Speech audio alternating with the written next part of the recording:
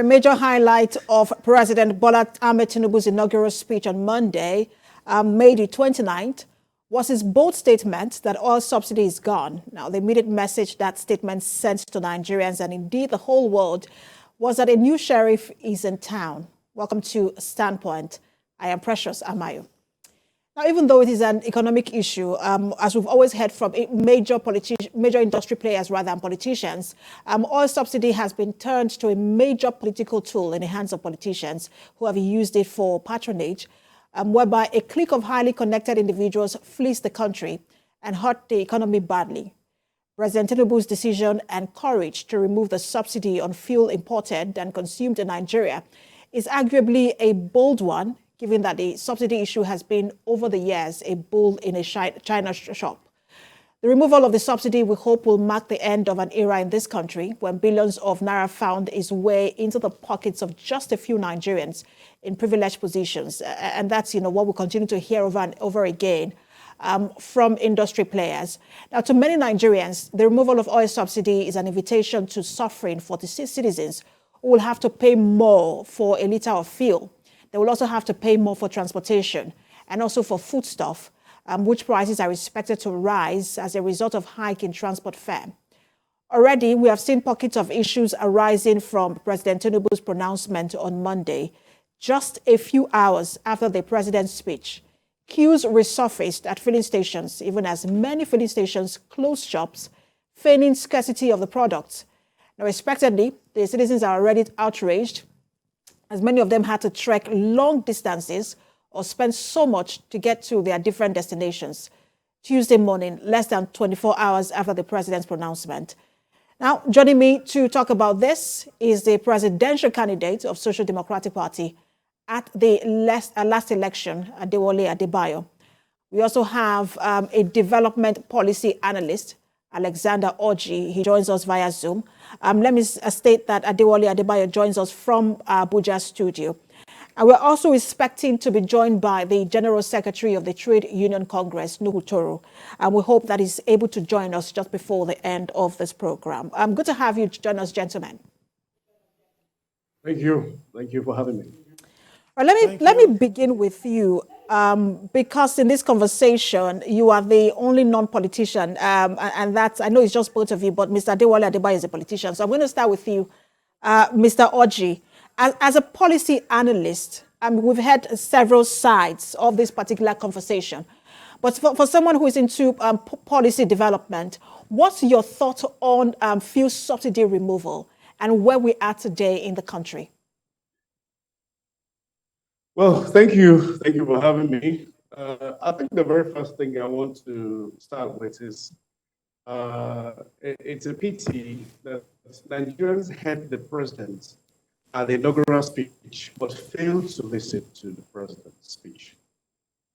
What he was actually placing before Nigerians was an obvious truth. And in his words, he says, the budget before him has not made any provision for the so-called subsidy, which many have described in several terms. The immediate past Minister of Petroleum, Resources for State, Chief TB Principal, they noted that this is actually a syndicated criminal, enterprise perpetrated by a few Nigerians on the entire nation. However, we must, as a people, begin to take time to pay attention to the words of the president. In understanding his standpoints, it is something that every one of the presidential aspirants and every well-meaning yearning Nigerian knows, that this enterprise can no longer continue to stand the test of time. Because indeed, it's something that nobody has been able to put an actual figure or be able to define accurately what indeed this whole enterprise and the whole game has been. And we have continuously seen that there is always certain elements within the states that each time there is a pronouncement to take this off, you suddenly see the reawakening from all angles. like as if it's in the interest of the common man to always ensure that this continues. And we ask, to whose advantage? Mr. Orji, is it not in Yes. the interest of the common man? Because I listened to, we've had statements from the labor unions. They have said, look, this is the only thing that Nigerian workers especially, and indeed Nigerians benefit from government. When you look at the trajectory of governance in the country, that perhaps this is the only one thing, this is the one thing that Nigerians enjoy, and why should it be taken off? So when you say that, look, it is not the benefit of the common man, some people will disagree with you. Okay, let's even start with the composition of the so-called labor, and agitators. Indeed, I have never been against any form of association of the labor or the TUC or the Pengasins, for the agitation and clamor for better governance and all of that. But let us look at the root of the whole crisis today. In the petroleum sector is a composition of the labor members. And these individuals have been neck deep into this whole process and the systems for years gone by now. If indeed, actually there's a sincerity to end this, which we know that the major causes of this, or that gave right and gave birth to these, is the collapse of the refineries. Assuming we have the refineries working, perhaps there would have been better means to explain the alternative of the world subsidizing the petroleum for the common man. We have not had, I am not aware, but I beg of you, the anchor, you may have in records, where indeed the NLC, the Pengasin, and co have decided that we should shut down the corporation called Nigeria because that the refineries failed to work. But indeed, what we are now seeing is that there's always this target driven for the so-called subsidy thing to continue. And we ask, to what gain is it? We have not heard any particular individual come out and say, I am a benefactor of this so-called subsidy regime. But each government that has come and gone has continuously plundered these resources without names of individuals or companies being placed or brought to book. How then does Labour now project and put this before us as common men on the street that this is to your own benefit, when we know the primary source of the whole issues? If indeed Labour has actually, or clamoring, or indeed in the interest of the masses, let Labour show us what effort it has made to say, Mr. President, in the past, if these refineries fail to work, we will down tools because we believe that this subsidy thing should end. And there would have been justification to say, okay, let the refineries be put up. We didn't see that with the immediate past presidency government. We didn't see that with the government before. But what we have always seen is that each time there is, like every child you pull off a sucking breast from the mother's lip, you will see the reaction. It would start wailing. And that's what we have been seeing. It is wailing without a justification. Mr. Orji, I'm really hoping that the General Secretary of Trade Union Congress can join us, No Hutoro. Yes, I want them to answer it would be great to have him address some of these issues. But I know that one of the things that Labour has said in this particular conversation is that the refineries must work before subsidies are removed. But I want to bring in Mr. Adebayo into the conversation. I know, Mr. Adebayo, you have spoken to how this announcement was made. You've listened to Mr. Orji. He said, look, Nigerians did not hear what the president said, that all they heard was, look, subsidy is gone. But I know that you have always spoken to how the announcement was made and the impact that we saw later. And you said, look, it is dependent. That impact was determined by how the announcement was made. And I just want you to speak to that again. Okay, that's a minor aspect of my overall commentary on the issue. I just spoke on presidential stylistics of messaging. That is not a policy problem.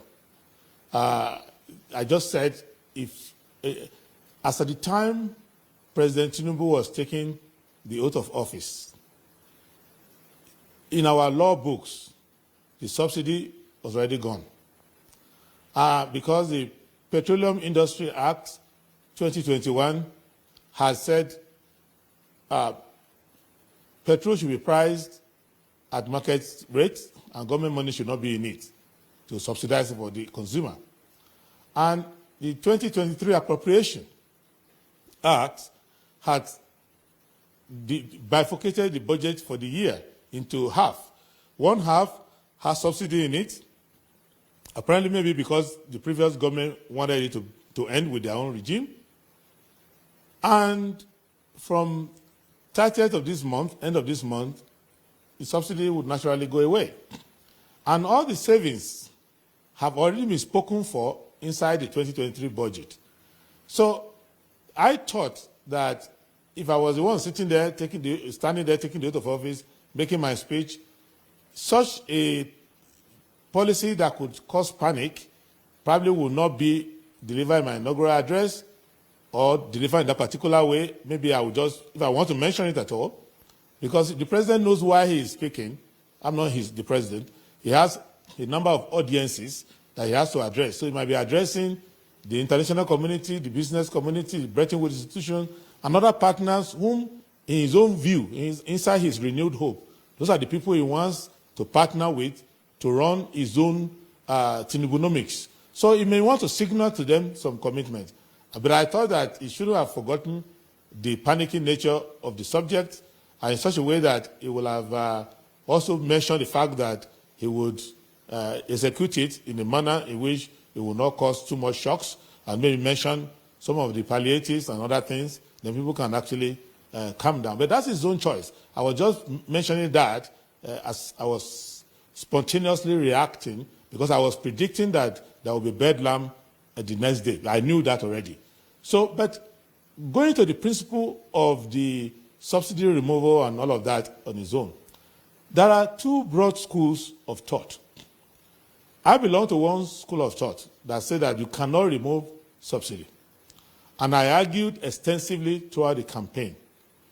President Tinubu belongs to the other school of thought that says subsidy has to go. And in that same school of thought, that's where Atiku Abubakar of PDP belongs. That is where Mr. Peter Obi of Labour Party belongs. And at the end of the election season, those who believe in that idea that subsidy must be removed, not only removed, must be removed unconditionally and immediately, they won majority of the votes. If you look at their votes put together, it's about 90% or so of the entire vote cast. So as a Democrat, I understand the fact that they have a democratic mandate. Whatever is the beauty of my economics or the merit of my argumentation, that argument has failed with the people. The people have said, let Tinubu or Atiku or Obi, whichever of them became president, should go and remove subsidy. And Tinubu became president. And how do you, as a Democrat, criticize, obstruct, irritate a person who was duly elected by the people, implementing the program he promised the people? That is not how to be a Democrat, and I'm a Democrat. So I will let him implement it. If I may come in here, you know, I always find it very, very fascinating how quickly we are quick to name the economy over, you know, in line with the president who is in power. We've now moved from Buhari-nomics to Tinubu-nomics. And it's, you know, you just mentioned that, and, you know, it was fascinating for me. But I wanted to, you know, ask you why, because you've always said that, look, and really you did not support the removal of fuel subsidy even while you were campaigning. And I just wanted to ask you why you think that that's bad for us as a country, and why you think that we should not remove fuel subsidy. Okay, well, at least you are the one asking me, so people will not accuse me of continuing to campaign after the election.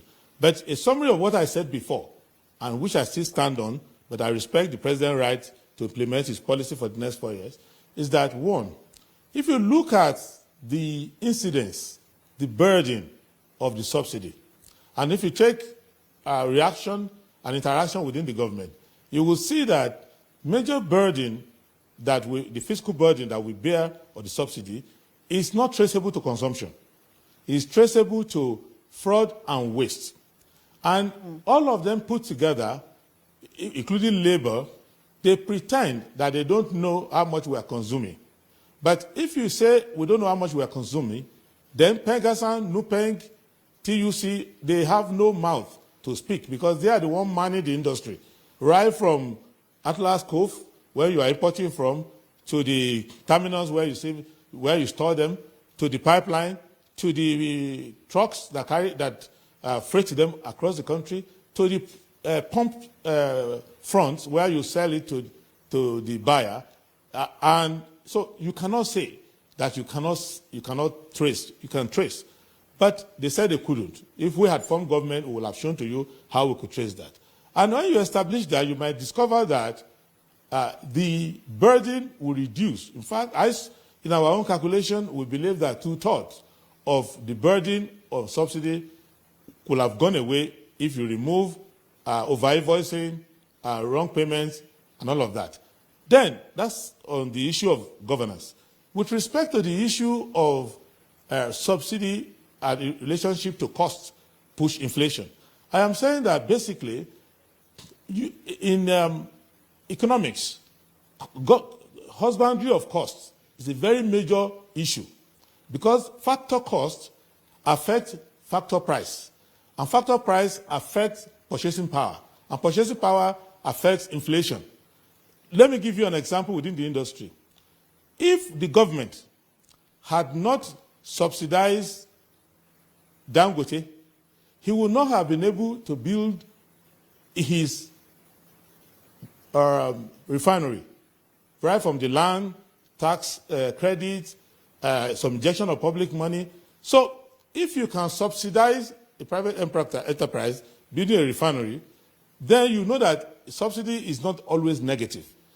Now, if you discover that petrol is the cost driver that we have, that everything, for example, freighting our goods, powering our, locomoting our people, and so many other usage of motor in this country is based on use of petrol, you might decide to say, wait a minute, why will I take this one and not subsidize it? Because if I don't subsidize petrol, I have to subsidize cost of living. So I have to now take minimum wage from 30,000 to 70,000. So I have to borrow money again, because if you look at this year's budget, the personnel cost is based on minimum wage of 30,000 and then a graduation to the highest point. Now, if you go and sit down with labor and come out again, labor and government will now conspire together to inflate the economy by saying you want to increase minimum wage. Now, it does automatically increase the number of goods available for labor or any other person to purchase. So now you create inequity because not everybody works for government. So I don't work for government. When you increase minimum wage, it doesn't increase my income. You are being unfair to me. So, and the mistake we are making that the labor unions, TUC and LSC, are representing Nigerians is wrong. They are representing their members, and their members are a tiny minority. So there's nothing they are doing with the minimum wage that is going to help a vulcanizer in Ibadan or a suya seller in Kano who is not on salary. So what I'm bringing together is that you have won the argument, but you cannot change the economics. So, and there are other factors, if you have enough time, that I will deal with, that will show to you that it is not the only option available, but it is one option they have taken. Mr. Adebayo, you make very, many would say very logical argument, but there's also the economics of it. But let me also bring in Mr. Orji to respond to that. Perhaps he supports the removal of fuel subsidy.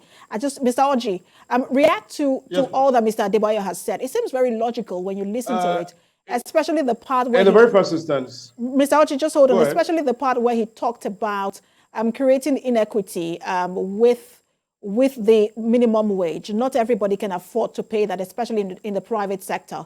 Speak to the issues of the burden. He talked about over-invoicing as well. So just speak to all of the issues he raised. All right. First of all, I just want to clear something he said regarding the president's speech. I do not think it was ill-timed. The president did absolutely what, if I was in his position, I would do. It is simple sincerity and putting things as it is to Nigerians. What we Nigerians have failed to realize, what got us to here, is most times pretending all is well. It is best a doctor tells you your situation, how much you've got, than giving you a false impression when you know that all is not well. But however, it is managing the situation because the president cannot be there all the places at the same time. It is now left for the managers of these different enterprises to first of all acknowledge that there are rules and regulations in every country, just as Nigeria does. In this case, it has not warranted for the crazy panic situations we have out there. Because let us not forget, according to the current GCEO of NNPC Limited, who actually enumerated some of the figures but couldn't give exact figures of how much fuel we consume in a day. But yes, according to him, they have the figures that leave the depots.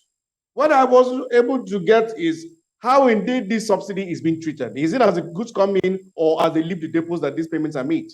Well, let's even assume that these products in various fuel stations today, the subsidies have been paid for.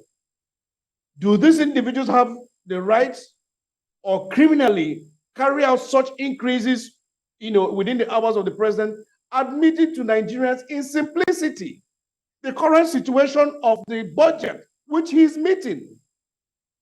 He has not actually put out anything else apart from letting Nigerians know the situation. I'm happy Mr. Adebayo agrees with me on the roles of the labor. Because over the years, we've always thought that labor's major interest is about the generality of Nigerians. We'll talk about the minimum wage. I'm not aware if all the states in the Federation today are paying the current minimum wage. Yes, we're clamoring for more. Is it actually the increase in the minimum wage that will address the current situation of Nigeria? And the answer is no. The immediate past government has sent over 1,300-page document on how these suggestive means can be. But the problem we have in Nigeria most times is that we never open ourselves to taking suggestions, even when it is volunteer. Volunteerism is the priceless level of work we can get to get a nation working. We need more volunteerism, even under the present dispensation. What Nigerians need to understand is that I'm happy we're now putting an end to this criminal enterprise called subsidy, which indeed Mr. Adebayo failed to expatiate more, especially when it relates to petroleum, which is what is in question today. Let us not forget that other products still exist. But indeed, how indeed has it now transferred to a betterment of the average Nigerian? I also want to agree with him on the fact that the increase in minimum wage or the so-called adjustments will not affect the living standard of the average man, close to my home, or the average man selling tomato in the markets. But indeed, it's about how we as individuals now learn to follow the rules of the laws and engagements. The very first instance is the pronouncements that in clear terms, this whole enterprise is over. What we would have expected Labour to do is to say, okay, in alternative, now we will be having these XYZ savings. We shall go to the engine rooms, which we are aware from the very onset that in every change of this whole call processes, Labour personnel members are all involved.